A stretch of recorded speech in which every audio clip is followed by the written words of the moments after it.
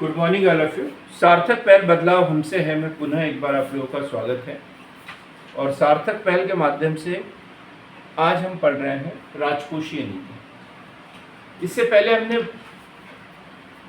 मौद्रिक नीति पढ़ा, और मौद्रिक नीति अर्थात मुद्रा एवं साख को नियंत्रित करने की नीति। कौन करता है इसे नियंत्रित? आरबीआई करता है, भारत सरकार की ओर से। और प्रमुख उपकरण अपन ने पढ़े उसके, तो प्रमुख उपकरण कौन कौन से हैं?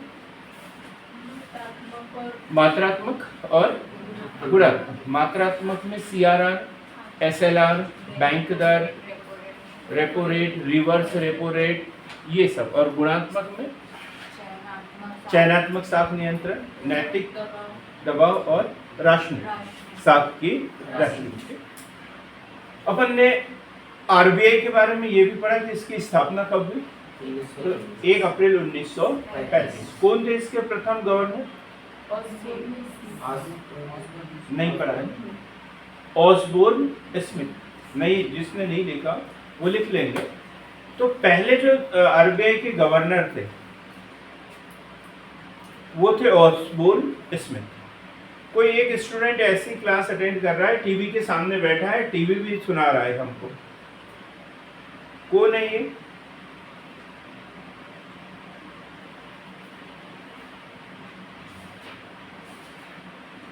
ये बैकुंठ जी। बैकुंठ जी सुन रहे हैं आप?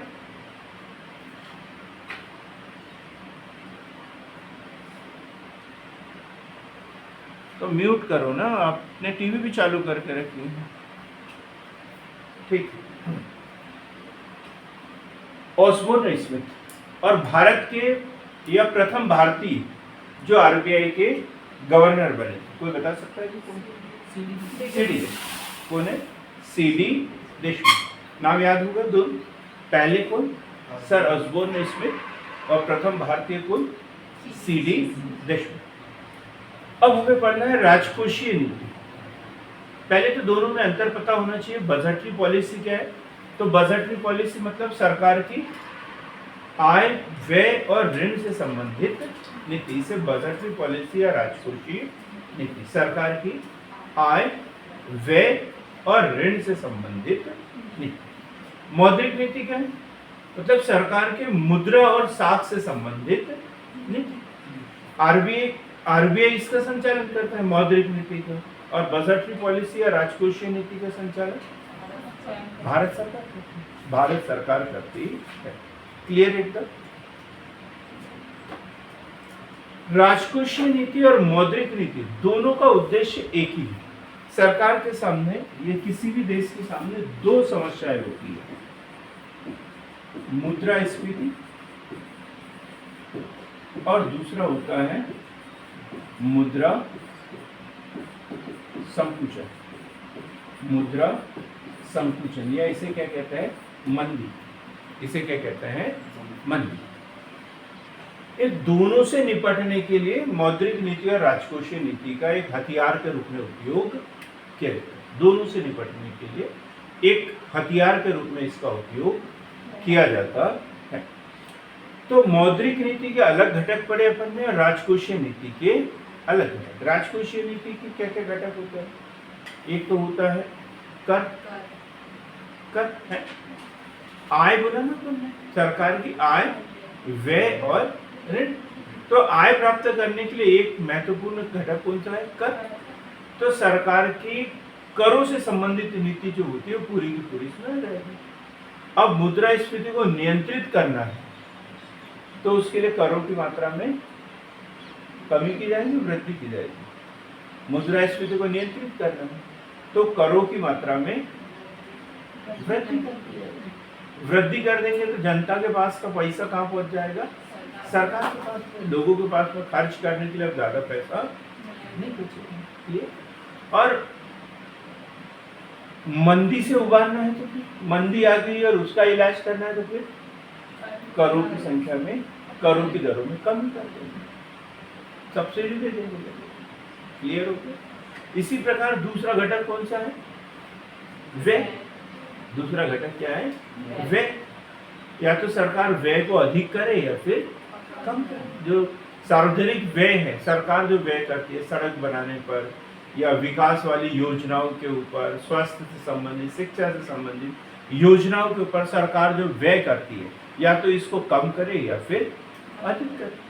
अब मंदी की स्थिति है तो सरकार ज्यादा खर्च करेगी मंदी की स्थिति में, ताकि लोगों को अधिक से अधिक पैसा खर्च करने के लिए मिलता रहे। पेंशन देंगे, छात्रवृत्ति देंगे, बेरोजगारी भत्ता देंगे, वृद्धावस्था पेंशन देंगे, या विभिन्न प्रकार की फ्री वाली योजनाएं चालू करेंगे और व्यय में वृद्धि करेंगे।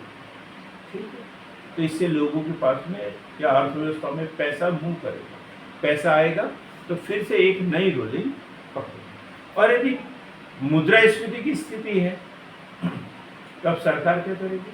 सार्वजनिक व्यय में कमी करेगी। ये चाहेंगे कि जनता का पैसा उनके पास में स्टोर रहे, न कि जनता के पास में रहे। क्लियर है? मुद्रास्फीति को नियंत्रित करने के लिए सार्वजनिक व्यय में कमी करते हैं, मंदी को निपटने के लिए सार्वजनिक व्यय में वृद्धि करते हैं। अब तीसरा उपकरण कौन सा है? ऋण। अब इसका भी यही है, जो व्यय का है वो ऋण से संबंधित है, आय का उल्टा रहेगा। अब सरकार को मंदी से निपटना है तो सार्वजनिक ऋण लेगी और व्यय करेगी। मुद्रास्फीति से निपटना है तो अब क्या करेंगे? करों की संख्या में वृद्धि करेंगे, पैसा जमा करेंगे, जो उधार लिया हुआ है उसको चुका देंगे, जो उधार लिया हुआ है उसको चुका करेंगे, मतलब ऋणों में कमी करेंगे। क्लियर हो गया? अब लिखेंगे हम सीधा सा राजकोषीय नीति की डेफिनेशन लिखते हैं। राजकोषीय अथवा प्रशुल्क नीति से अभिप्राय, प्रशुल्क नीति से अभिप्राय साधारणतया सरकार की आय, व्यय तथा ऋण से संबंधित नीतियों से लगाया जाता है। सरकार की आय, व्यय तथा ऋण से संबंधित नीति। सरकार की आय, व्यय तथा ऋण से संबंधित नीति, हमें इतना ही पता होना चाहिए। सरकार की आय, व्यय तथा ऋण से संबंधित नीति क्या कहलाती है? ये राजकोषीय नीति। सरकार की आय, व्यय तथा ऋण से संबंधित नीति। दिनेश समझ में आया तुम्हें? क्या है राजकोषीय नीति? और ऋण से संबंधित नीति। राजकोषीय नीति के प्रमुख कितने घटक बताए मैंने आपको? कौन कौन से?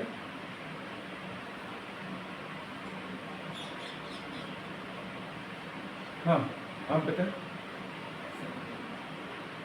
सरकार की जो राजकोषीय नीति है इसके कितने घटक बताए मैंने आपको? 3। कौन कौन से? आय, व्यय और ऋण। 3 घटक बताए, आय, व्यय और ऋण। एक चौथा घटक भी पढ़ेंगे, लेकिन अभी मैंने 3 ही बताया। चौथा घटक होता है आर्थिक स्थायित्व। आर्थिक स्थायित्व, अर्थव्यवस्था को स्थायी, स्थिर बनाना। जैसे अपन ने विदेशी विनिमय दर पढ़ा था कल। विदेशी विनिमय दर को नियंत्रित करना किसका काम है? आरबीआई का काम है। तो विनिमय दर कम या ज्यादा हो जाएगी तो उससे हमारी अर्थव्यवस्था लड़खड़ाएगी, अप डाउन होगी। तो इसको स्थिर बनाए रखना, ये भी किसका काम है? राजकोषीय नीति का एक प्रमुख घटक। परिभाषा लिखेंगे आर्थर स्मिथीज के अनुसार। आर्थर स्मिथीज के अनुसार राजकोषीय नीति वह नीति है जिसमें सरकार अपने व्यय तथा आगम की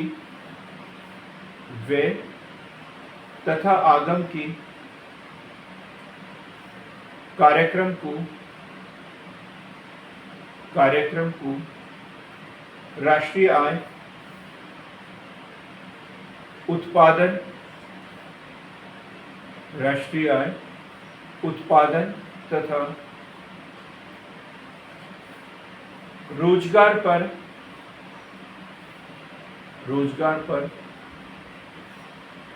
वांछित प्रभाव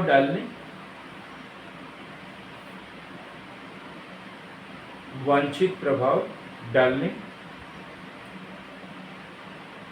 और अवांछित प्रभावों को रोकने के लिए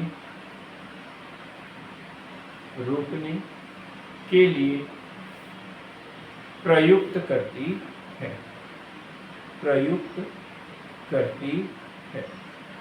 क्लियर एकदम। अब अर्थव्यवस्था के कार्यक्रम यदि देखें तो अर्थव्यवस्था के मुख्य घटकों में राष्ट्रीय आय अपन ने पढ़ा।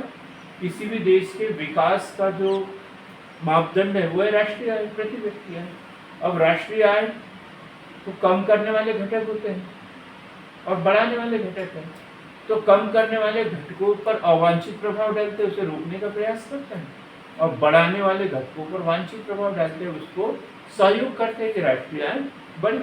इस प्रकार उत्पादन को जीडीपी से हम किसी भी देश के विकास की गणना कहाँ से करते हैं? जीडीपी से करते हैं। तो कुछ घटक ऐसे होते हैं जो जीडीपी को कम करने का प्रयास करते हैं, कुछ घटक ऐसे होते हैं जो जीडीपी को बढ़ाने का प्रयास करते हैं। तो जो घटाने का प्रयास करने वाले वो अवांछित घटक है, तो इसको कम करेंगे, और बढ़ाने वाले जो घटक है मतलब वो वांछित है, तो उसको आगे बढ़ाने का प्रयास करते हैं। क्लियर हो क्या? रोजगार अर्थव्यवस्था का महत्वपूर्ण घटक। हर बीमारी की जड़ क्या है? रोजगार। अभी सरकार अभी जो है 10 साल से हमारे देश में एक ही सरकार चल रही है, अभी भी उसी की सरकार है। जनता ने बहुमत तो दिया है लेकिन स्पष्ट बहुमत नहीं दिया, मतलब कहीं न कहीं जनता ने नाराजगी जाहिर की। और वो एक मुद्दा रोजगार का भी हो सकता है कि कितने बेरोजगार लोग हमारे पास में है, लोगों ने मौका तो दिया। तो अब राजकोषीय नीति के माध्यम से ऐसे घटकों पर नियंत्रण करना चाहिए, लेकिन जहाँ फेल हो जाते हैं सरकार पे पब्लिक जो है फिर सरकार को बदलने का प्रयास करते हैं। तो ये महत्वपूर्ण घटक है, एक राष्ट्रीय आय, प्रति व्यक्ति आय, दूसरा उत्पादन और तीसरा रोजगार।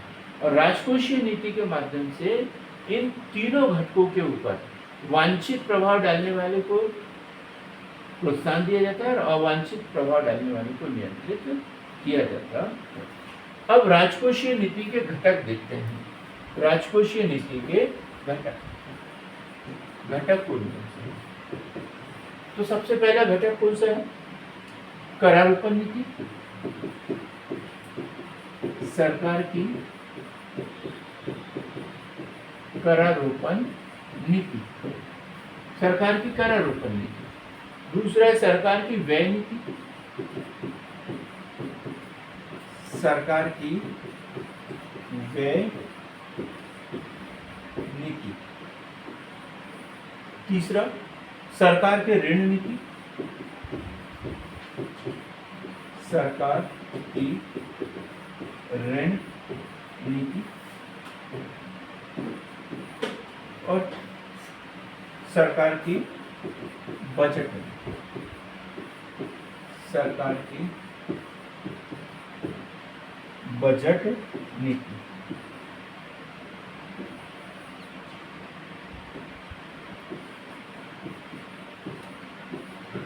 ये चार प्रमुख घटक है। बजट, आर्थिक स्थायी तो उसका उद्देश्य होता है। ये बजट इसलिए राजकोषीय नीति को बजटीय नीति भी बोलते हैं, करारोपण नीति भी बोलते हैं, ऋण नीति, बजटीय नीति। अब देखो ये कंप्लीट पैकेज हो गया राजकोषीय नीति का, गवर्नमेंट की फिस्कल पॉलिसी का। तो सरकार की करारोपण नीति, एक सिद्धांत दिया अधिकतम सामाजिक लाभ का सिद्धांत। आपने पढ़ा होगा मिस्टर दिनेश, अधिकतम सामाजिक लाभ का सिद्धांत। नहीं पढ़ा आपने? पढ़ा करो, किताबें पढ़ने के लिए बनी होती है, आप पढ़ते नहीं हो। मुस्कुराते अलग हुआ। तो अधिकतम सामाजिक लाभ का सिद्धांत डॉक्टर डॉल्टन काय से संबंधित है? करारोपण नीति से। करारोपण। अब देखो, जब किसी के ऊपर कर लगाए जाते हैं तो उसको तकलीफ होती है, और जिसके ऊपर ये आय खर्च की जाती है उसको फायदा होता है। और ये ऐसा नहीं है कि जिसके ऊपर कर लगाए उसी के ऊपर खर्च किया, ऐसा है नहीं। कर देने वाला वर्ग अलग है, और करों से जो आय प्राप्त हो रही है वो जिसके ऊपर खर्च हो रहा है वो वर्ग अलग है। जिसके ऊपर टैक्स लग रहा है उसका बीपीएल कार्ड बन जाएगा, उसको वृद्धावस्था पेंशन मिल रही है, टैक्स देने वाले को नहीं, उसको वो सारी सुविधाएं मिल नहीं रही है। तो जैसे जैसे उसके ऊपर करों की मात्रा बढ़ती जाती है, उसके कष्टों में वृद्धि हो जाती है, उसके त्याग में वृद्धि होती जाती है। उसको लगने लगता है कि साला कमाना बेकार है, ऐसा लगता है। और जिसके ऊपर खर्च होता है ना, जब शुरुआत में जब उसके पास में कुछ भी नहीं है तब उसको बड़ी खुशी होती है। यदि किसी के पास में कुछ भी नहीं है, पैसा कुछ भी नहीं है, रोड पे 2 का सिक्का पड़ा हुआ मिल जाए तो भी उसको बड़ी खुशी होती है, यार 2 रुपये मिल गए, है ना, कम से कम 2 गुपचुप तो आ ही जाएगी। इतना खुश हो जाता है, इतना खुश हो जाता है। और यदि उसके पास में 100 रुपये हो और फिर 10 रुपये का सिक्का पड़ा हो तो फिर वो ये भी सोच सकता है 10 रुपये का क्या करूँगा, पड़े हुए पैसे नहीं उठाता मैं, नीचे के पैसे नहीं उठाता मैं, ऐसा भी सोच सकता है। होता है ना कभी कभी ऐसा। आज यदि आप लोगों के पास में 1 रुपये 2 रुपये का सिक्का से रोड पे पड़ा हो तो कोई ये नहीं सोचता कि नीचे झुक जाए और उसको उठा ले। कौन उठाए उससे? क्योंकि धीरे धीरे उसकी वैल्यू क्या होती है, कम होती है। जैसे जैसे मुद्रा हमारे पास में मुद्रा की मात्रा बढ़ते जाती है उसकी प्रति इकाई वैल्यू क्या होती है, कम होती जाती है। तो एक तरफ सीमांत त्याग बढ़ता जा रहा है और वो करों से जिनके ऊपर पैसा खर्च हो रहा है उससे सीमांत लाभ जो है वो घटता जा रहा है, सीमांत लाभ घटता जा रहा है। तो कर प्रणाली वो उचित होती है जहां सीमांत त्याग और सीमांत लाभ दोनों बराबर है। एक कोलबर्ट करके एक अर्थशास्त्री है, क्या नाम बताया मैंने? कोलबर्ट। आपने तो सुना होगा ना, सुना है? कब सुना? ये मत बोलना अभी सुना करके, आप बहुत अच्छा बोलते हैं, जो बोलते हैं वो सुना ही आ जाता है, ऐसा मत बोल देना। कोलबर्ट उन्होंने बोला बतख के पंख इस तरीके से निकालना चाहिए कि वो कम से कम शोर करे। बतख के पंख इस तरीके से निकालना चाहिए कि वो कम से कम शोर करे। ये लाल किताब है ना, इकोनॉमिक्स की भी लाल किताब है अपने पास, इसमें लिखा हुआ है कोलबर्ट का। हमारे रात की जो क्लास होती है ना अर्थशास्त्र की, उसमें एक स्टूडेंट पूछ रहा था सर कोलबर्ट ने ऐसा लिखा है, इसका क्या मतलब होता है करके। तो क्या मतलब होता है इसका? बतख के पंख ऐसे निकाले जाए कि वो कम से कम शोर करे। क्या मतलब है? टैक्स प्रणाली ऐसी हो कि देने वाले को एहसास ही ना हो कि हम टैक्स दे रहे। करारोपण से संबंधित सिद्धांत है ये अधिकतम सामाजिक लाभ का सिद्धांत डॉक्टर डॉल्टन और ये कोलबर्ट बतख वाला उदाहरण। अब सरकार की आय का मुख्य स्रोत है कर। कर मूल रूप से 2 प्रकार के होते हैं, डायरेक्ट और इनडायरेक्ट, प्रत्यक्ष कर और अप्रत्यक्ष कर। डिटेल में हम अगले वीडियो में पढ़ेंगे। आज हम समझ लेते हैं ऐसे कि प्रत्यक्ष कर जिस पे लगाया जाता है वही चुकाता है, जिस पे लगाया जाता है वही चुकाता है। जैसे आयकर, मेरी जितनी इनकम है उसके ऊपर मैं ही टैक्स दूंगा, मोहित को थोड़ी बोल सकता हूँ चल तू दे, बिल्कुल जिसका है वही चुकाएगा। और एक उदाहरण प्रत्यक्ष कर, आयकर मैंने बता दिया, आप लोग बता। संपत्ति कर, कौन सा? संपत्ति कर। और एक सुपर टैक्स होता है, हिंदी में क्या बोलते हैं इसे? Super tax. ऑनलाइन वाला भी कोई बता सकता है? कंपनियों का जो शुद्ध लाभ होता है उसके ऊपर जो टैक्स लगाया जाता है, कारपोरेट टैक्स को हिंदी में करो? निगम कर। बहुत बढ़िया, निगम कर। निगम कर जो है वो भी प्रत्यक्ष कर, निगम कर। ये कंपनियों का जो लाभ होता है ना, शुद्ध लाभ, उसके ऊपर लगाया जाता है। सभी प्रकार के व्यय को घटाने के बाद में, सभी प्रकार के खर्चों को घटाने के बाद में, सभी प्रकार के टैक्सेस को हटाने के बाद में उन्होंने जो शुद्ध लाभ कमाया उसके ऊपर लगाया जाता है। इसलिए ये भी क्या है? प्रत्यक्ष कर। कभी कभी सोच में पड़ जाता है ये तो कंपनी का कर है, तो ये कौन सा होगा? अप्रत्यक्ष होगा। लेकिन नहीं, कौन सा? ये डायरेक्ट टैक्स है। और इनडायरेक्ट टैक्स क्या होता है? जिसमें लगाया किसी और पे जाता है और चुकाता कोई और, मतलब इसमें शिफ्ट हो जाता है, शिफ्ट कर देते हैं, दूसरे के ऊपर शिफ्ट कर देते हैं। जैसे मनोरंजन कर, मनोरंजन कर। मनोरंजन कर का उदाहरण बताओ जरा। मनोरंजन, जैसे मूवी वूवी देखने जाते गुड, यही तो टॉकीज, सिनेमा है। सिनेमा, सिनेमा के ऊपर है ना। एक हमारा मित्र था, बहुत पहले की बात है, जब मैं भोपाल में रहता था तो वो बोलता सर चलो टॉकीज दिखाता हूँ, टॉकीज दिखाता हूँ। हमने बोला चलो, तो वो ले गया, बोले ये टॉकीज है, लिली टॉकीज, देख ली। हमने बोला चलो, बोले अब ऐसा भी हो जाता है। तो टॉकीज का उदाहरण दे रहा था मैं, उसमें टैक्स लगता है, टैक्स लगता है, ठीक है, वो टॉकीज वाले को देना है। लेकिन जैसे उसमें टैक्स की वृद्धि करते हैं तो वो उसका जो टिकट का जो शुल्क है वो बढ़ा देता है। मतलब लगाए टॉकीज के ऊपर है, लेकिन वसूल किससे करता है? कस्टमर से वसूल करता है। तो ये होगा ना शिफ्ट, लगाए किसी और पे, चुकाए किसी और, लगाए किसी और पे, चुकाए किसी और। उसी प्रकार परिवहन कर की बात करेंगे। परिवहन कर, जैसे बस वगैरह है, इनके ऊपर टैक्स में वृद्धि कर दी जाए, या डीजल पेट्रोल की पर टैक्स में वृद्धि कर दी जाए, तो क्या मालिक अपनी बस बेच के चुकाया जाता है? नहीं, किससे देता है? जो उसकी सेवाएं देता है। ये टैक्स कौन से है? अप्रत्यक्ष कर। चाहे जीएसटी की बात करें, वेट की बात करें, इसके अंदर जितने भी टैक्स आएंगे, उत्पाद शुल्क, सीमा शुल्क, ये सारे टैक्स काय के अंतर्गत आते हैं? अप्रत्यक्ष करों के। अब कर प्रणाली दो तीन तरीके की अपनाते हैं, जो सरकारें होती है, कर प्रणाली अलग अलग तरीके से। तो एक तो होती है कर, जैसे जैसे आय बढ़ती जाती है करों की दरों में भी वृद्धि हो जाती है। आरोही कर प्रणाली, जैसे आरोही कर की दर में, मतलब आय में वृद्धि के साथ साथ करों की दरों में भी वृद्धि होती जाती है। तो फिर लोगों को लगता है ना ये तो गुनाह है हमारे लिए।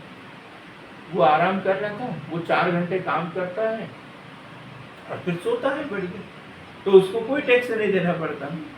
और मैं उससे डबल काम करता हूँ, ज्यादा पैसा कमाता हूँ, तो मुझे उससे ज्यादा टैक्स देना पड़ रहा है। तो क्या वो सोचेगा? इससे बेहतर तो है कि मैं सो ही जाता। यही होता है ना, वो ज्यादा कमाएंगे तो ज्यादा टैक्स लगेगा। लेकिन आर्थिक समानता स्थापित करने के लिए जरूरी भी है। आर्थिक समानता स्थापित करने के लिए ये जरूरी भी है। कुछ अवरोही कर होते हैं, अधोगामी कर जिसे बोलते हैं, कि करों की दरों, जैसे जैसे आय बढ़ते जाती है करों की दरों में कमी कर दी जाती है। उससे क्या होता है? लोगों को प्रोत्साहन मिलता है। फिर सोचते हैं यार अभी 1 लाख कमाया, अभी 10% टैक्स देना है मुझे। यदि मैं ज्यादा मेहनत करके 2 लाख रुपए कमा लेता हूँ तो 8% टैक्स देना पड़ेगा। तो अधिक से अधिक आय कमाकर, अधिक मेहनत करके वो करों की दरों में कमी करने का प्रयास करते हैं। लेकिन इसमें होता क्या है? फिर शोषण, इसमें लोगों का शोषण होने का डर रहता है। कि भाई वो लोगों को ज़्यादा घंटे काम कराएगा, कम मजदूरी देगा और किसी तरीके से अपने पैसे बचाने की कोशिश करेगा, तो वो दुष्परिणाम भी हो सकता है। इसलिए सरकार ने अलग अलग सरकारें अलग अलग तरीके की कर नीति अपनाती है। क्लियर हो गया? अब हम बात करेंगे दूसरा जो महत्वपूर्ण घटक है कि करारोपण नीति, और फिर दूसरा है सरकार की व्यय नीति। व्यय नीति, अब व्यय करती है सरकार किस माध्यम काय पे व्यय करती है? विकास कार्यों पर व्यय करती है और सामाजिक सेवाओं पर व्यय करती है। सामाजिक सेवाओं के ऊपर में, जैसे नल जल योजना चल रही है, लाडली लक्ष्मी योजना चल रही है, लाडली बहना योजना चल रही है, वृद्धावस्था पेंशन चल रही है, ये मुख्यमंत्री कन्यादान योजना जो है, ऐसे ढेर सारी सामाजिक सेवाएं, सामाजिक योजनाएं चलती रहती है। सरकार इसके ऊपर खर्च करती है। जो अर्थशास्त्री होते हैं ना, उनको बड़ा दुख होता है किस बात का? किस बात का दुख? क्यों? हम समाज के हिस्से नहीं हैं? हम समाज के हिस्से नहीं है, तो फिर इससे मतलब लोग मेहनत करना नहीं चाहते। गुड, ये गैर नॉन प्रोडक्टिव है, नॉन प्रोडक्टिव व्यय। सरकार जो अपना व्यय करती है, 100% व्यय मान के चलो। बजट के दो घटक है, आय और व्यय। जितना कमाते हैं उतना खर्च करती है। तो जो सरकार जो खर्च कर रही है, तो उसको दो भागों में बांटना चाहिए, विकासात्मक और गैर विकासात्मक। व्यय को हम कितने भागों में बांटेंगे? दो भागों में, दो भागों में बांटेंगे। एक विकासात्मक और दूसरा गैर विकासात्मक। गैर विकासात्मक में, विकासात्मक व्यय क्या होते हैं? जिससे सरकार के आय में वृद्धि हो।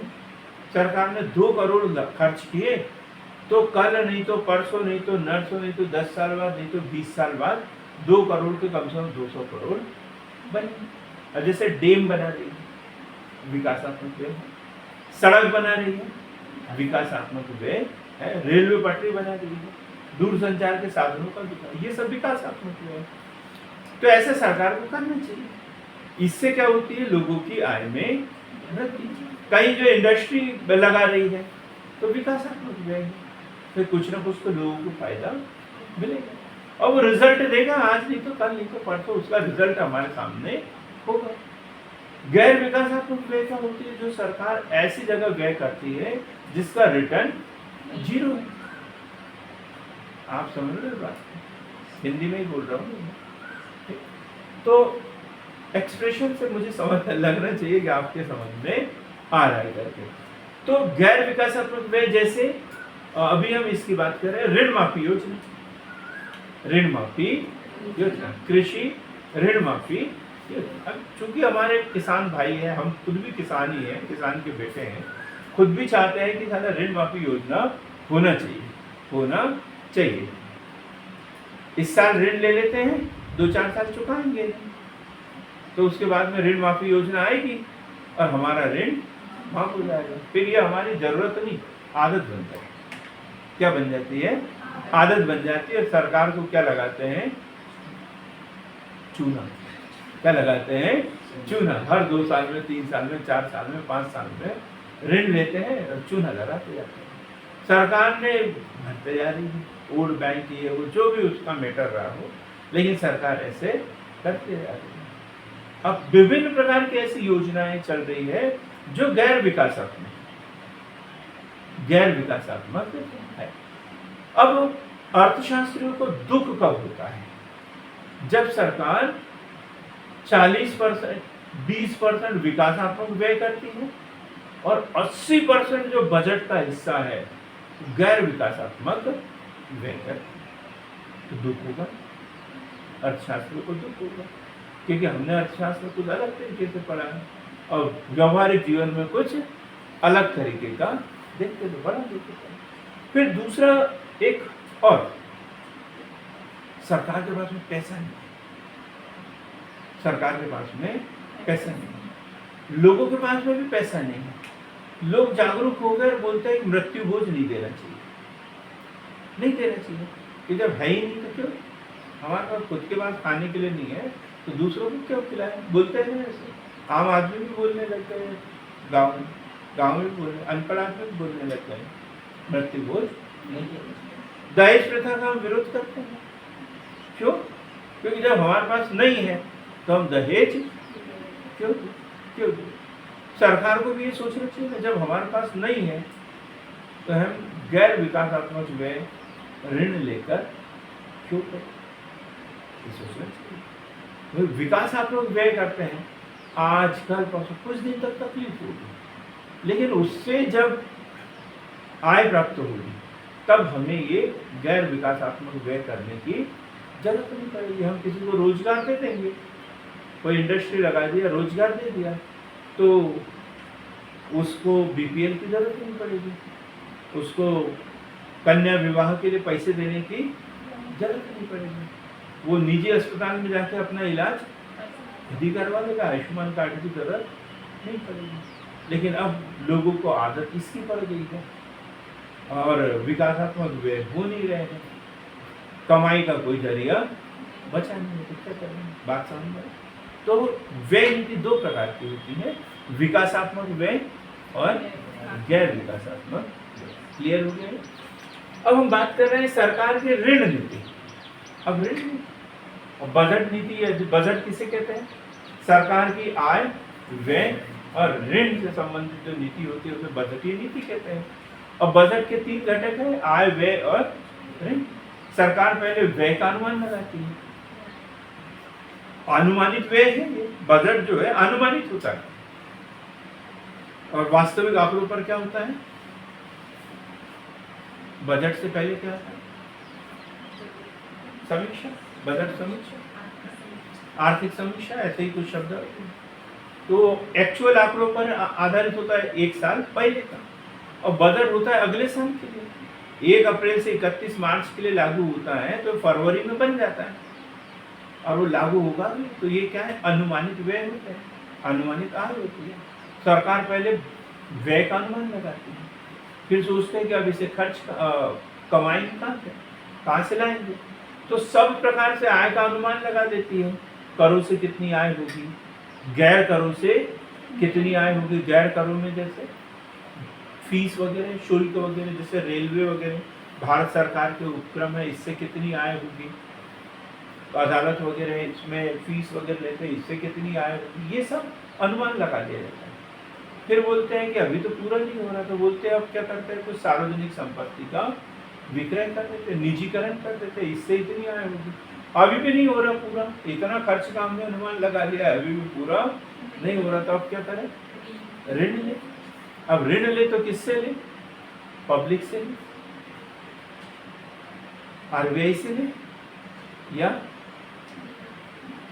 विदेशों से ले। विदेशों से ले, 3 ही स्रोत है, 3 तरीके से स्रोत है।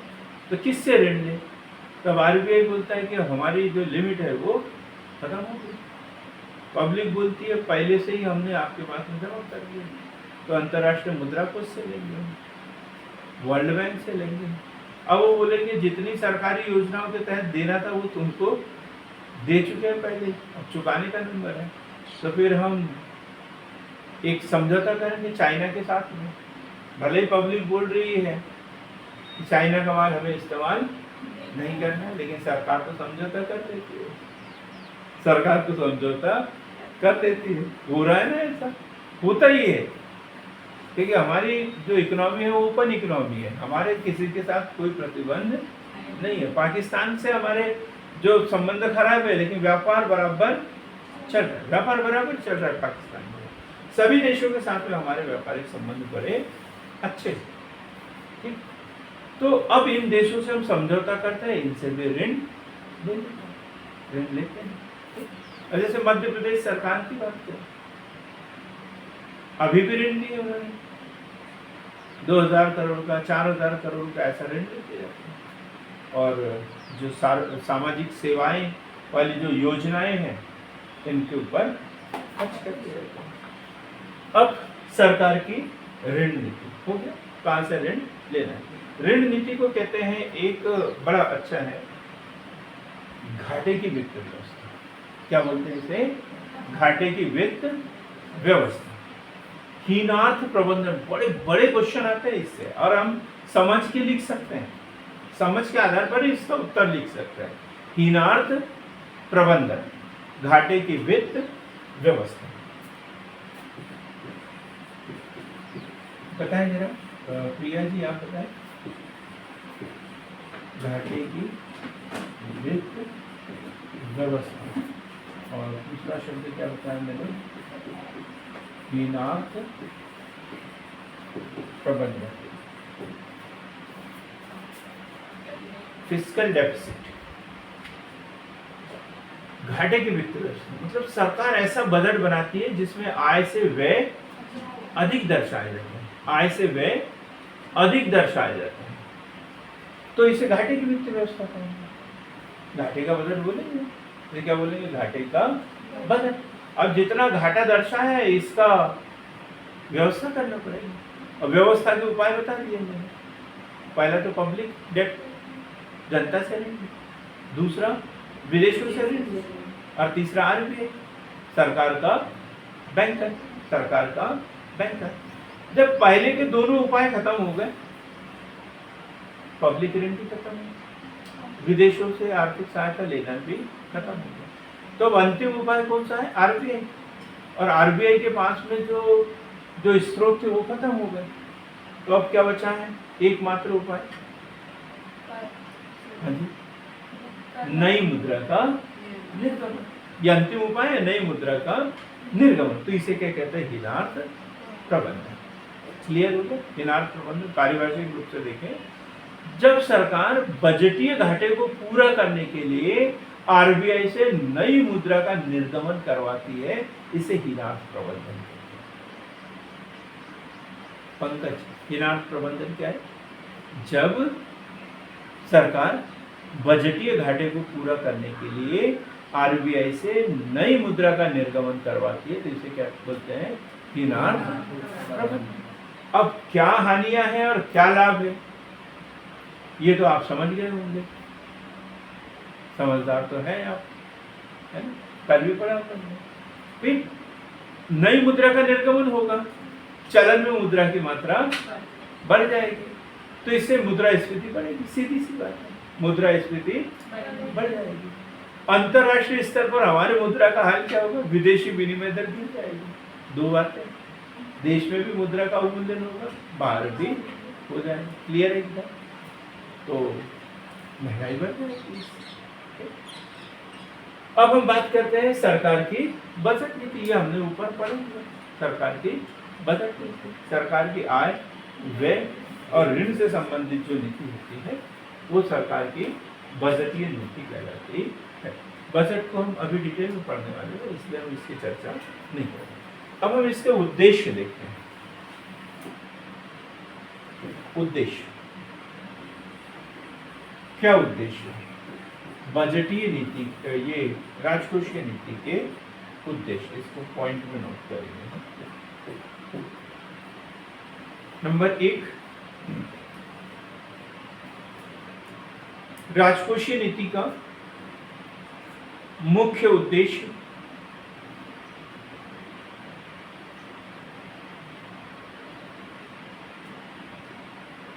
क्रियात्मक वित्त प्रबंधन,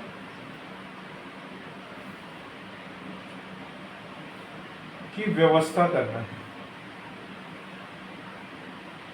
क्रियात्मक वित्त प्रबंधन की व्यवस्था करना है, पहला उद्देश्य। क्या पढ़ा अपन?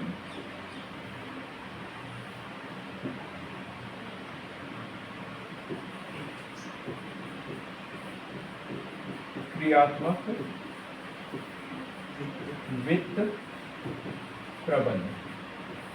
वित्त प्रबंधन वो भी क्रियात्मक, एक्शन मोड में धन की व्यवस्था करना, जो उसकी दैनिक गतिविधियां है, जो सरकार के कार्य है, विभिन्न संस्थान है, उसके लिए पैसों की व्यवस्था करना। सरकारी कर्मचारियों का वेतन, विदेशों से ऋण लिया है उसका ब्याज चुकाना, इन सब की व्यवस्था करने के लिए धन की व्यवस्था करना इसका मुख्य उद्देश्य। क्योंकि सरकार का क्या है, करारोपण की नीति। करारोपण की नीति मतलब आय का मुख्य जरिया, क्लियर है।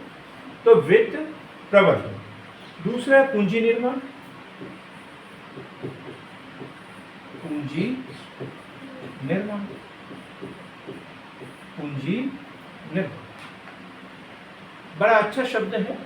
ये सरकार के काम का नहीं है, हम लोगों के भी काम का है, हम लोगों के भी काम का है। अब मिस्टर पंकज की बात करते हैं। पंकज, आपकी बात कर रहा हूँ मैं, और अच्छी बात कर रहा हूँ, बुरी बात नहीं कर रहा हूँ। तो आप सोचोगे और मेरी कहाँ पोल पट्टी खोलने लगे हैं यहाँ पर सबके सामने, सिस्टर भी बैठी है मेरी। तो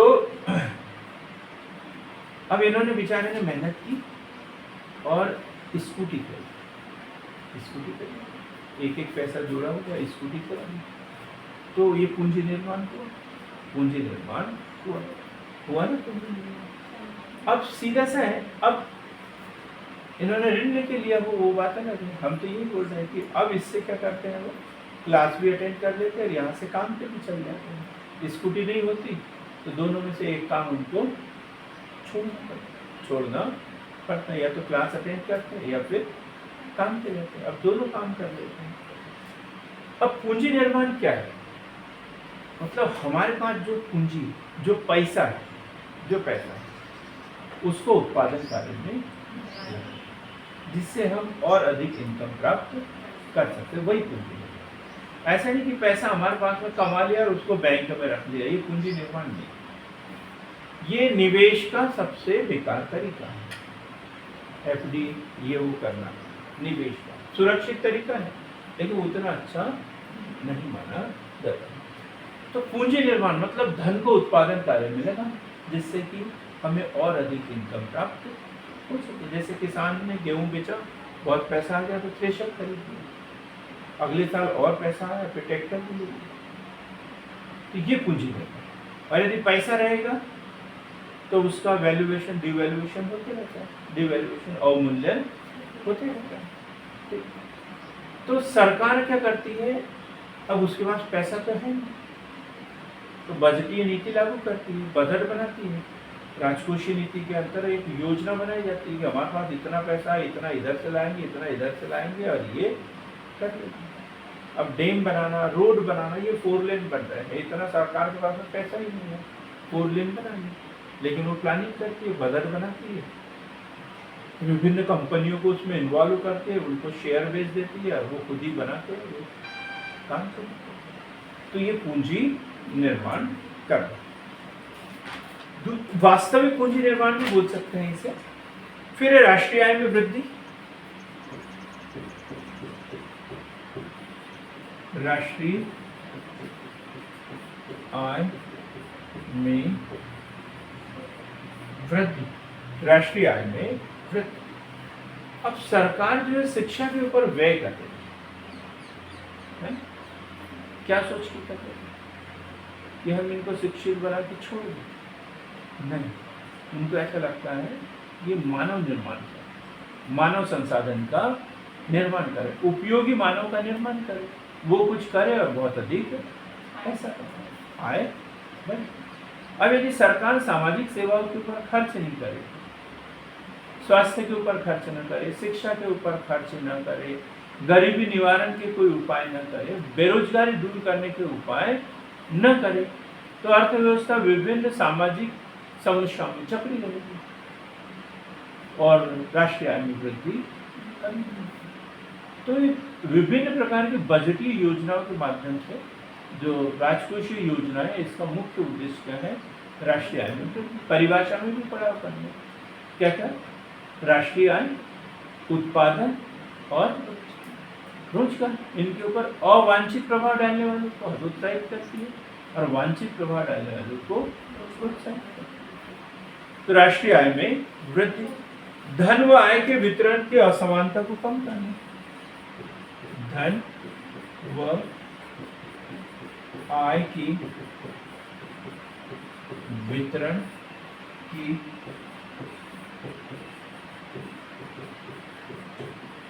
असमानता को कम करना। धन व आय के वितरण की असमानता को कम करना। कम कैसे करते हैं? कम कैसे करते हैं? तो इसके लिए हम जाएंगे करारोपण नीति के पास में। करारोपण नीति अभी बताया मैंने। कर देने वाला वर्ग अलग है, कर देने वाला वर्ग अलग है, और जैसे जैसे आय बढ़ती है करों की दरों में वृद्धि होती जाती है। तो हमारा जो समाज का विभाजन इस तरीके से, किसी के पास आय कम है, किसी के पास ज्यादा है, किसी के पास कम है। तो अब ये देखो, ये डाउनफॉल है यहाँ पर, है ना। तो सरकार क्या करती है, इस वर्ग के ऊपर टैक्स लगाएगी। तो यहाँ ये जो अब यहाँ पे कम हो गया, अब ये इतना क्या हो गया, ये जो ये इतना क्या हो गया, कम हो गया। अब हमने जो यहाँ बनाया था वो कैसे बनाया था, ये इस तरीके से बनाया था डाउनफॉल। अब ये जो था वो कहाँ लाके जमा कर दिया अपन ने, इस वर्गों के ऊपर कर दिया, इस वर्गों के ऊपर कर दिया। तो ये इनकी आय भी क्या हो गई, बढ़ गई। तो एक तरीके से सबसे अधिक आय और सबसे कम आय के बीच का अंतर क्या हो गया, कम हो गया। क्योंकि अधिक आय वालों के ऊपर टैक्स लगाते हैं और कम आय वालों के ऊपर खर्च करते हैं। तो उससे क्या होगा, एक तरीके की आर्थिक समानता बनी रहती है, असमानता जो होती है वो कम हो जाती है। क्लियर हो गया? तो टैक्स प्रणाली का यही काम है, धन व आय के वितरण की असमानता को कम करना। मुद्रास्फीति दशाओं पर नियंत्रण लगाना।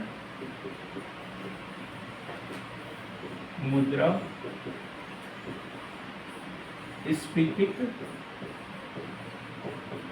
दशाओं पर नियंत्रण लगाना। मुद्रास्फीति दशाओं पर नियंत्रण लगाना। मुद्रास्फीति क्या, वस्तु की कीमतों में वृद्धि। अनिल कुमार, और क्या है मुद्रास्फीति? आपको ही पता है ना, बाकी किसी को नहीं पता। हाँ बताइए। सर मतलब वस्तु की कीमतें बढ़ती है तो मुद्रा का मूल्य कम हो जाता है। गुड, आपको सही में पता है, आपको सही में पता है। तो प्रिया सही बोल रहे हैं कि दोनों ने सही बोला था, और विजया के लिए ताली भी बजा सकते हैं, क्योंकि इकोनॉमिक्स के स्टूडेंट तो है नहीं दोनों, लेकिन फिर भी सही जवाब देते हैं, बड़ी अच्छी बात है। और वास्तव में ऐसे स्टूडेंट के कारण हमारा जरा मन भी लगता है पढ़ाने में। मुद्रास्फीति दो चीजें, दो घटक हैं, वस्तुओं सेवाओं की कीमतें बढ़ना और मुद्रा का मूल्य कम हो जाना। जैसे हम एक पेन का उदाहरण ले रहे हैं। पेन पहले 5 रुपए में आ रहा था, अब वही पेन 10 रुपए में आ रहा है, 10 रुपए में आ रहा है। पेन वही का वही है, वही शाही, वही ढक्कन, वही कलर, सब कुछ वही का वही है, बस कीमत बढ़ गई। तो एक तो ये बोल सकते हैं पेन महंगा हो गया, है ना। दूसरा ये बोल सकते हैं कि अब 5 रुपए 10 रुपए की वैल्यू किसके बराबर हो गई, 5 के बराबर हो गई। मतलब मुद्रा का मूल्य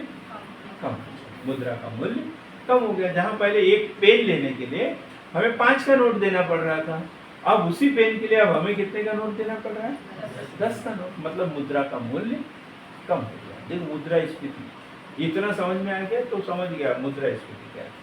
वस्तुओं एवं सेवाओं की कीमतें बढ़ना और मुद्रा का मूल्य कम। अब ये मुद्रास्फीति दशाओं पर, दोनों स्थितियों पर नियंत्रण लगाने का प्रयास करते हैं, दोनों स्थितियों पर नियंत्रण लगाने का प्रयास करते हैं। अब जैसे मुद्रा का मूल्य कम हो रहा है, तो फिर क्या करेंगे, ये टैक्स बढ़ा देंगे, ठीक है। सरकार जो हीनार्थ प्रबंधन के तहत नई नई मुद्रा छाप रही थी, तो उसको मना कर देंगे, नई मुद्रा नहीं छापेंगे। मुद्रा की मात्रा मार्केट में कम रहेगी तो अपने आप ही उसकी वैल्यू बढ़ जाएगा, ठीक, मुद्रा का मूल्य बढ़ जाएगा। वस्तुओं की कीमतों को कम करने के लिए फिर जैसे उचित मूल्य की दुकान, ढेर सारे प्रयास करते हैं ताकि कम से कम कीमत पर लोगों को वस्तुएं मिल जाए। क्लियर हो गया? मुद्रास्फीति दशाओं पर नियंत्रण लगाना। आगे लिखेंगे रोजगार के सुअवसरों में वृद्धि। रोजगार के सुअवसरों में वृद्धि, रोजगार के अवसरों में वृद्धि। अब अपन ढेर सारी योजनाएं तो पढ़ते हैं सरकार की, है ना? ग्रामीण स्वरोजगार योजना, शहरी स्वरोजगार योजना, ट्राइसेम योजना, है ना? प्रधानमंत्री मुद्रा योजना, ये विभिन्न प्रकार की योजनाएं चलते रहती हैं। तो इसका उद्देश्य क्या है? रोजगार में भी सरकारी रोजगार नहीं दे सकते तो स्वरोजगार। जब चुनावी वर्ष होते हैं तो सरकार तो घोषणा भी करती है हम इतने लोगों को रोजगार देंगे। तो ये सब बजटीय प्लानिंग के अंतर्गत, राजकोषीय नीति के अंतर्गत ही होता है। क्लियर हो गया? क्या पढ़ा अपन ने? राजकोषीय नीति के प्रमुख उद्देश्य। अब राजकोषीय नीति का जो महत्वपूर्ण घटक है वो है बजट। वो क्या है? बजट। आज हम भारत में इसका इतिहास पढ़ेंगे थोड़ा, भारत में बजट का इतिहास। कोई बता सकता है क्या है बजट? आय व्यय का लेखा जोखा। बहुत ही बढ़िया, नाम तो पूछा ही नहीं मैंने अभी तक आपका। मनीषा, बड़ा अच्छा नाम है आपका। पहले भी एक मनीषा पढ़ती थी हमारे पास में, पर अब पता नहीं कहाँ है। तो मनीषा जी, आय व्यय का लेखा जोखा तो है, लेकिन एक विशेषण लगाने के लिए बोला था अभी थोड़ी देर पहले, अनुमानित। अनुमानित है ना, अनुमानित है। मतलब लेखा जोखा मतलब वो ऑडिट भी हो सकता है। जो पिछले साल हमने खर्च किया उसका लेखा जोखा, तो वो ऑडिट होगा, समीक्षा होगी, तो वो है क्या बजट? नहीं, अनुमानित लेखा जोखा भविष्य के लिए जो बना रहे हैं तो जो अनुमान लगाया जाता है, एक प्लान है। ये हकीकत है क्या? प्लान है, जिसे हकीकत में बदलना है। इसको थोड़ा मतलब यही टेक्निकल वर्ड है, अनुमान, है ना? सरकार की आय व्यय का अनुमानित ब्यौरा। सरकार की आय व्यय का अनुमानित ब्यौरा। क्लियर हो गया? बजट क्या है? तो सरकार की आय व्यय का अनुमानित ब्यौरा। एक है रॉबर्ट वॉलपुल। रॉबर्ट वॉलपुल। घटना है ये 1721, लगभग 1742 के बीच में ये वित्त मंत्री रहे ब्रिटेन में। ब्रिटेन के थे ये व्यक्ति, ब्रिटेन के व्यक्ति थे। अब ये हिसाब, इनके पास में एक चमड़े का थैला होता था, चमड़े का थैला। पहले लेदर के सामान ज्यादा इस्तेमाल होते थे, तो बैग वगैरह पूरे लेदर के रहते थे उस समय। तो बस्ता, बस्ता बोलते हैं अभी, क्या बस्ता किसको बोलते हैं? बस्ता आप बताओ, बस्ता किसे बोलते हैं? बैग होता है ना? हाँ, मोहित जी, बस्ता किसे कहते हैं?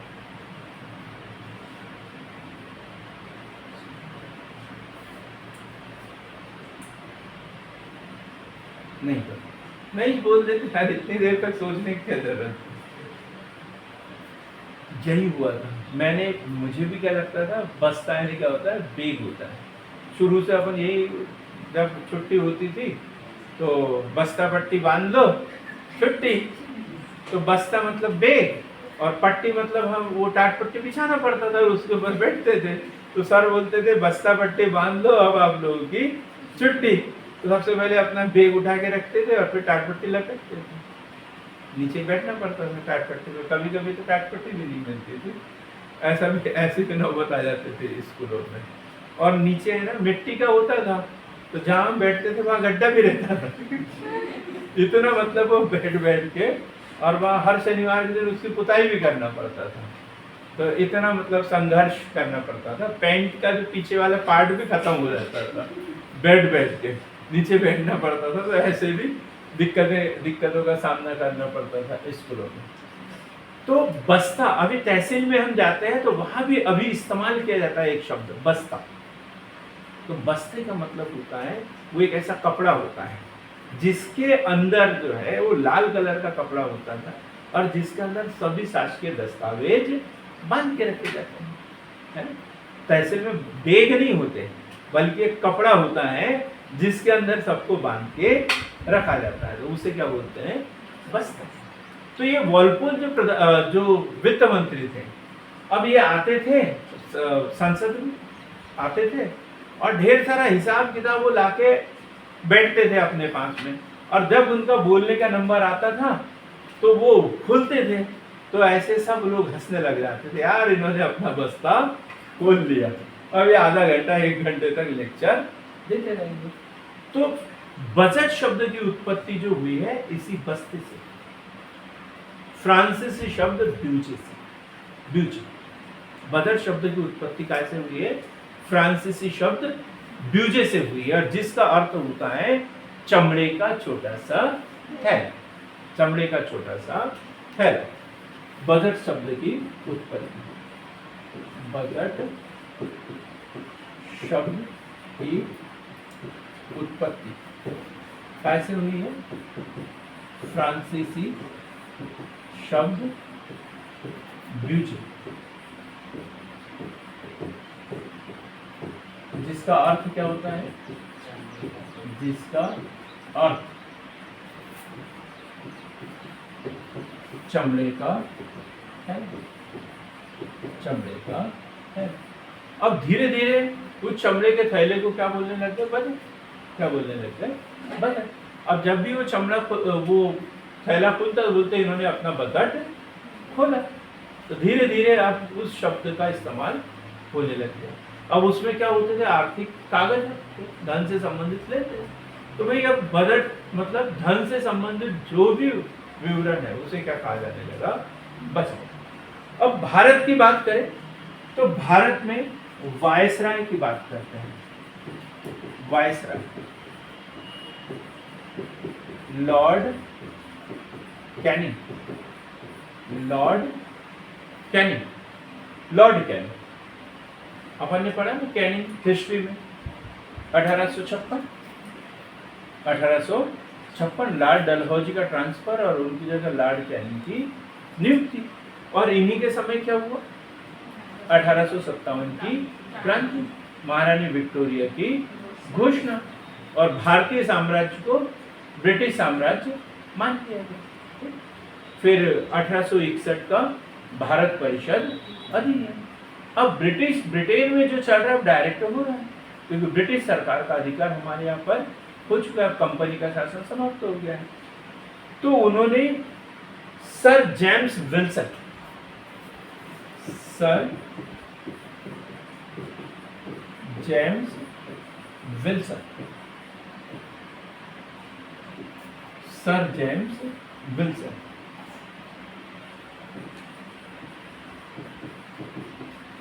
और कब, 1860-61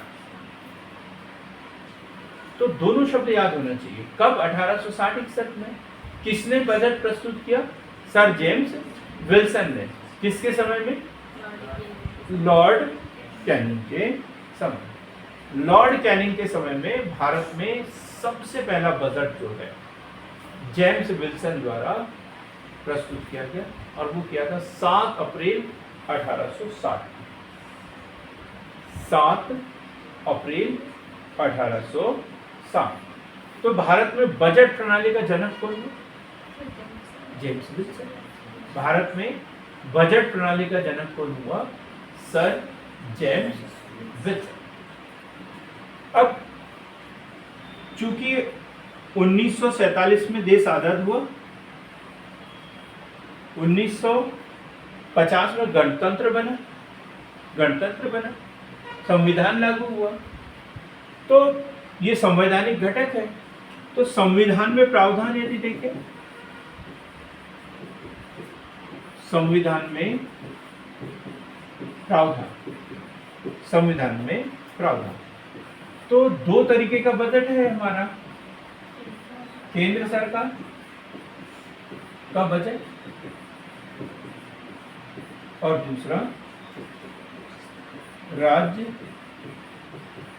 सरकार का बजट, राज्य सरकार का बजट। तो केंद्र सरकार का बजट जो है अनुच्छेद 112 और राज्य सरकार का 202 अनुच्छेद शब्द लिखेंगे, आर्टिकल, अनुच्छेद 202। क्वेश्चन बनते हैं यहाँ पर, प्री के क्वेश्चन है ये पूरे। तो राज्य सरकार का आर्टिकल 202 और केंद्र सरकार का आर्टिकल 112। परंपरा अनुसार यह बजट फरवरी, राज्य सरकार का आर्टिकल 202, परंपरा अनुसार बजट फरवरी माह के अंतिम कार्य दिवस पर, अंतिम कार्य दिवस पर, देखिए वर्तमान में क्या कर दिया इसे, प्रारंभ में फरवरी की शुरुआत में 1-2 फरवरी को बजट प्रस्तुत कर दिया जाता है, लेकिन पहले कब, फरवरी माह के अंतिम कार्य दिवस। अब एक्वर्थ समिति के बारे में पढ़ेंगे अपन। एक्वर्थ समिति,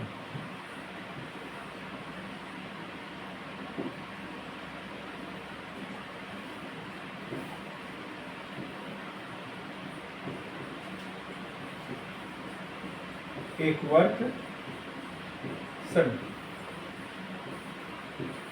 जैसे हिल्टन यंग कमीशन आरबीआई से संबंधित, गोरवाला समिति एसबीआई से संबंधित, वैसे एक्वर्थ कमेटी जो है वो बजट से संबंधित, और इसका गठन हुआ था 1921 में। गठन कब हुआ था, 1921 में। एक्वर्थ कमेटी का गठन कब हुआ, 1921 में। इसकी रिपोर्ट आई थी 1924 में। रिपोर्ट कब आई थी, 1924 में। और काय से संबंधित थी, हाँ, उन्होंने बोला कि भारतीय रेलवे जो है वो बड़ा पार्ट है ये बजट का, और बाकी सब खर्च करने वाले और ये कमाने वाला विभाग है। तो रेल बजट अलग बनाया जाए और आम बजट अलग बनाया जाए। ये रेल बजट अलग बनाया जाए और आम बजट अलग बनाया जाए।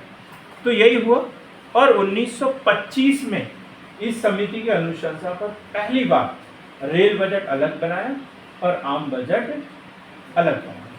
रेल बजट कौन प्रस्तुत करता है, रेल बजट, और आम बजट कौन प्रस्तुत करता है, वित्त मंत्री। कौन प्रस्तुत करवाता है, राष्ट्रपति। कहाँ प्रस्तुत करता है ये, संसद। कहाँ प्रस्तुत करता है, संसद में प्रस्तुत करता है। ठीक है, सबसे पहले लोकसभा में, फिर उसके बाद में राज्यसभा में, लेकिन माना क्या जाता है संसद, संसद में प्रस्तुत करता है। संसद के दोनों सदनों में प्रस्तुत, ठीक है, तो संसद में प्रस्तुत होता है। तो क्लियर हो गया। एक्वर्थ समिति 1921 में गठन हुआ, 1924 में इसकी रिपोर्ट आई और बोला कि रेल बजट को आम बजट से अलग कर दिया जाए। रेल बजट को रेल मंत्री प्रस्तुत करे और आम बजट को वित्त मंत्री प्रस्तुत करे। अब भारत स्वतंत्र हुआ कब, 15 अगस्त 1947। बजट का तो समय निकल गया था, लेकिन अंतरिम बजट भी हो सकता है। तो स्वतंत्र भारत का पहला बजट कब और किसने प्रस्तुत किया, ऐसा क्वेश्चन बनता है प्री में। यदि पता हो तो बता दें मिस्टर अनिल कुमार। स्वतंत्र भारत का पहला बजट कब किसने प्रस्तुत किया? ऑनलाइन वाले बताएं।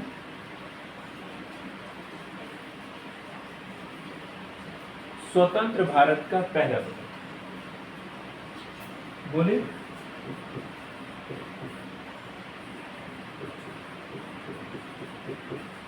स्वतंत्र भारत का पहला बजट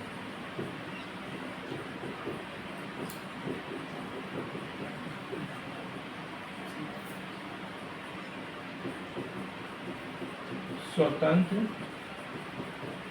भारत का पहला बजट आर के षणमुखन शेट्टी, आर के षणमुखन शेट्टी लिखेंगे।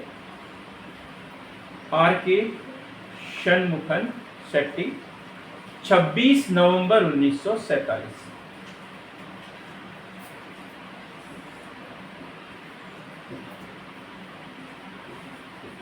26 नवंबर 1947 षणमुखन शेट्टी। शेट्टी से तो याद रह जाएगा, विशेष रूप से मोहित से, है ना, याद रहेगा। आर के षणमुखन शेट्टी, स्वतंत्र भारत का पहला बजट 26 नवंबर 1947। फिर गणतंत्र भारत का पहला बजट, गणतंत्र भारत का पहला बजट विजया मैडम पढ़ा आपने, लूसेंट का क्वेश्चन है, पूरा डिटेल में जैसा का वैसा लूसेंट में दिया हुआ है। गणतंत्र भारत का पहला बजट जॉन मथाई 1950।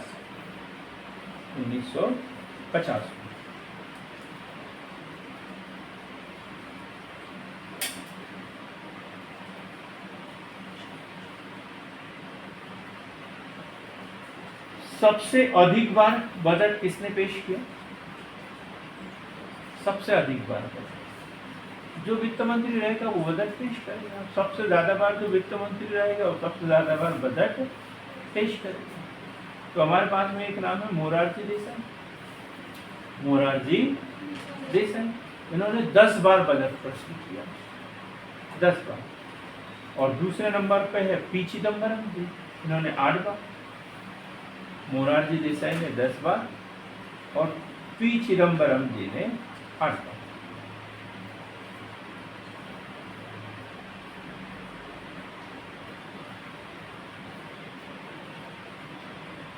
बजट प्रणाली की शुरुआत किसने की?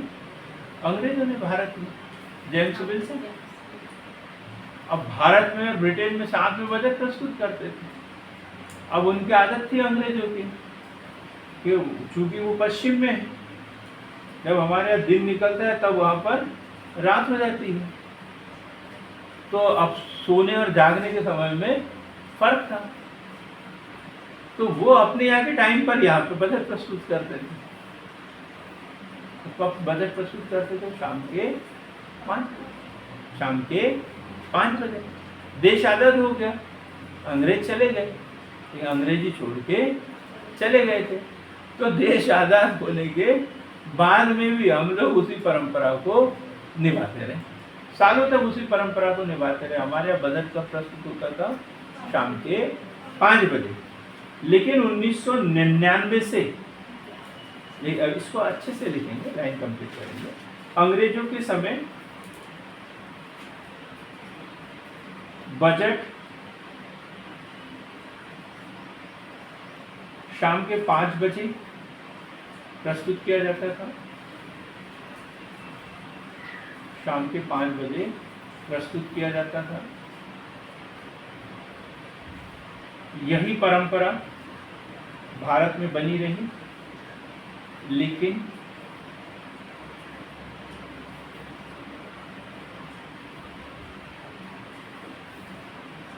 उन्नीस सौ 99 में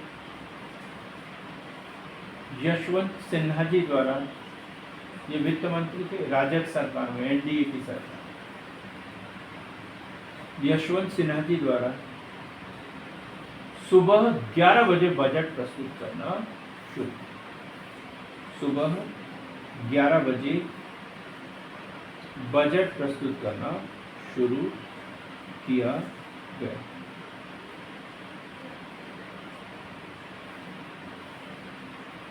पहले बजट प्रस्तुत हो जाता था, अब तो इलेक्ट्रॉनिक बजट आने लग गया है ना। इलेक्ट्रॉनिक बजट मतलब पेन ड्राइव में बजट रहता है, वो प्रसारित कर दिया जाता है, सीडी पढ़ो सब लोग। पहले तो बजट कागजों में रहता था, किसी को पता भी नहीं चलता था। 2-4 दिन के बाद धीरे धीरे धीरे धीरे अखबार में आता था एक एक पेज। लेकिन 1992 में पहली बार क्या हुआ, बजट को जो है दूरदर्शन पर दिखाना शुरू कर दिया। बजट पारित होने की प्रक्रिया लिखेंगे। 25 फरवरी 1992 में पहली बार रेल बजट। 25 फरवरी 1992 में पहली बार रेल बजट, और 29 फरवरी 1992 को सामान्य बजट का दूरदर्शन पर प्रसारण शुरू किया।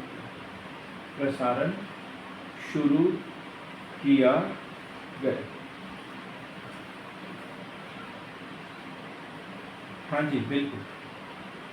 25 फरवरी 1992 में पहली बार रेल बजट है ना, रेल बजट पहले प्रस्तुत होता था।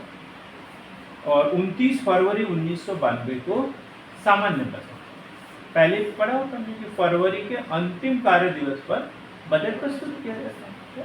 अब शुरुआत में करने लगे पहले अंतिम कार्य दिवस पर।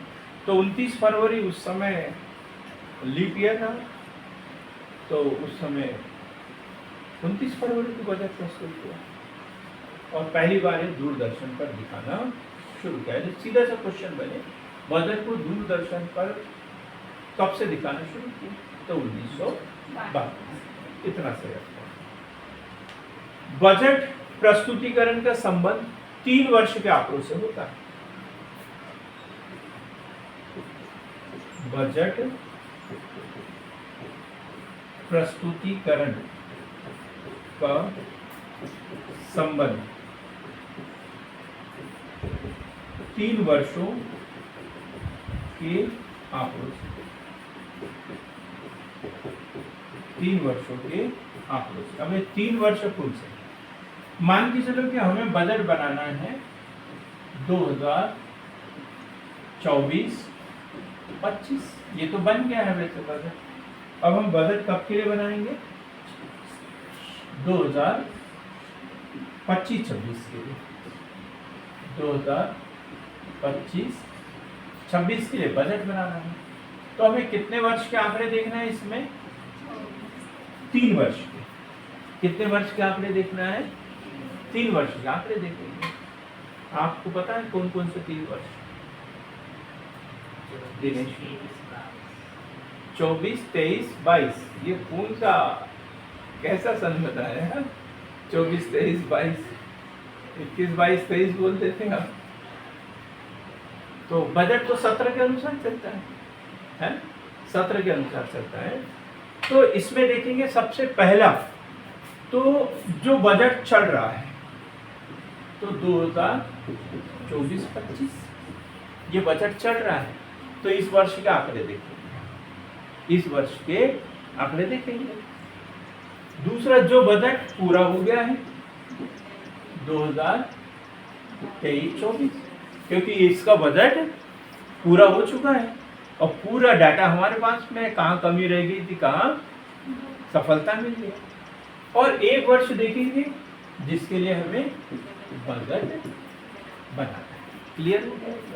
तो बजट के लिए 3 वर्ष के आंकड़े देखे जाते हैं। अनुमान देखा जाएगा इसके लिए 25-26 के लिए अनुमान देखेंगे और उस पर कड़ी नजर रहेगी जो बजट हमारा चल रहा है, क्या कमियां रह गई थी, कहाँ ज़्यादा पैसा स्वीकृत करना था, किस मद में कम करना था, ये सारी बातें। ठीक। अब लाडली लक्ष्मी योजना इसे चलाना है या नहीं चलाना है, बजट है या नहीं है, ये देखा जाएगा। क्लियर हो जाएगा?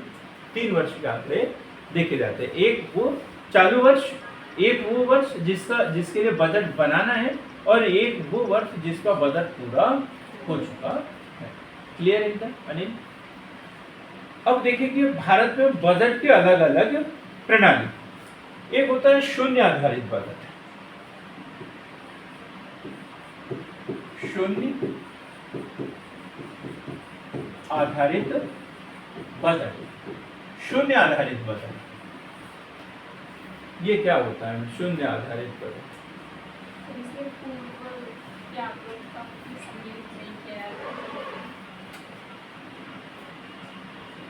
जिनके मम्मी पापा यदि गवर्नमेंट सर्वेंट हैं तो वहां देखना आप लोगों को भी छात्रवृत्ति मिलती है, आप लोग भी उससे समझ। 31 मार्च को क्या होता है, जितना पैसा दिया था वो सब क्या कर देते हैं, खर्च करो, नहीं तो क्या कर देंगे, जीरो। क्या कर देते हैं, जीरो कर देते हैं। और फिर नए वर्ष के लिए नई स्वीकृतियां होती है, फिर अकाउंट। इसे बोलते हैं जीरो बजट। पहले क्या होता था, जो पिछले साल का दिया हुआ है वो खाते में है, नया मिलते जा रहा है, समझ में नहीं आ रहा सरकार को कि इनको हमने अभी कितना दिया, इनके पास में कितना है। जिसके बाद घड़ा पहले से भरा हुआ है ऊपर से डालते जा रहे हैं, जिसका खाली हो गया उसको मिल ही नहीं रहा। ऐसा भी हो जाता था। तो इसलिए क्या किया, जीरो बजट, कि जब नया बजट शुरू होगा तो उससे पहले वाले जो आंकड़े उसको नील करते, नए तरीके से शुरू। रोजगार गारंटी योजना चल रही है, 2024-25 में जितना पैसा दिया था आपने, कितना खर्च किया, उसका हिसाब किताब करो, बचा हुआ वापस कर दो, नए सत्र के लिए नया पैसा शुरू। क्लियर हो गया? ये जीरो बजट। तो भारत में जीरो बजट प्रस्तुत करने का जो चलन है, शून्य आधारित बजट जो है, वो राजीव गांधी के समय में, राजीव गांधी जी के समय में 85-86 में बोलते हैं सब। और अंतरराष्ट्रीय स्तर पर इनके जो जनक है जीरो बेस बजटिंग के, वो अमेरिकन अर्थशास्त्री पीटर पायर। भारत में के कौन, राजीव गांधी जी, और विश्व स्तर पर कौन, पीटर पायर। 1986 में शुरू हुआ था भारत। एक होता है जेंडर बजट। जेंडर बजट, ये भी क्वेश्चन बार बार पूछा जाता है। Gender budget, Dinesh Kumar, gender कितने हैं, जेंडर? हाँ, 2 है ना, मेल और फीमेल। एक थर्ड जेंडर भी है, अभी अभी आया है, हम इलेक्शन वाले इसमें इसको डेटा कलेक्ट भी करते हैं। अन्य क्या लिखते हैं, अन्य, थर्ड जेंडर। हम 2 ही जेंडर की बात करें, मेल और फीमेल। जब बजट में महिलाओं के लिए अलग से कोई योजना बनाकर उसके लिए कोई प्रावधान कर दिया जाता है तो उसे क्या बोलते हैं, जेंडर बजट। उसे क्या बोलते हैं, जेंडर बजट। क्लियर? महिलाओं, जैसे अभी हम नौकरियों की बात करते हैं, सरकार बोलते हैं कि हम इस साल 2 करोड़ रोजगारों का सृजन करेंगे और उसमें से 50% महिलाओं के लिए। हो गया ना जेंडर बजट। ये क्या हो गया, जेंडर बजट। अब सरकार महिलाओं के लिए अलग से लाडली बहना योजना, लाडली लक्ष्मी योजना, ये अलग से बनाती है, उसके लिए अलग से पैसा देती है। अब ऐसा नहीं कि स्वास्थ्य विभाग को जो पैसा दे दिया वही लाडली लक्ष्मी योजना को दे दिया जाए, वो नहीं, लाडली लक्ष्मी योजना के लिए अलग से सरकार पैसा सैंक्शन करती। तो फिर ये क्या हो गया, पहले शिक्षा के लिए योजना बनती थी, अब शिक्षा के साथ साथ तो बालिकाओं के लिए अलग से योजना बना देते हैं। अब जैसे वो कौन सी योजना है, गांव की बेटी योजना, गांव की बेटी योजना, अलग छात्रवृत्ति योजनाओं से अलग एक योजना सिर्फ बालिकाओं के लिए। तो ये कौन सी योजना, ये कौन से बजट का प्लान है, जेंडर बजट। क्लियर हो गया है? तो जेंडर बजट का प्रतिपादन ये सर्वप्रथम ऑस्ट्रेलिया में किया गया। शुरुआत कहां से हुई है इसकी, ऑस्ट्रेलिया से हुई है। ठीक है, आज के लिए हमने बजट की शुरुआत की है। कल डिटेल में बजट बनाने की प्रक्रिया 2024-25 का जो बजट है उसकी समीक्षा भी हम पढ़ेंगे। ठीक है, मिलते हैं कल ऐसी बेहतर क्लास के साथ में।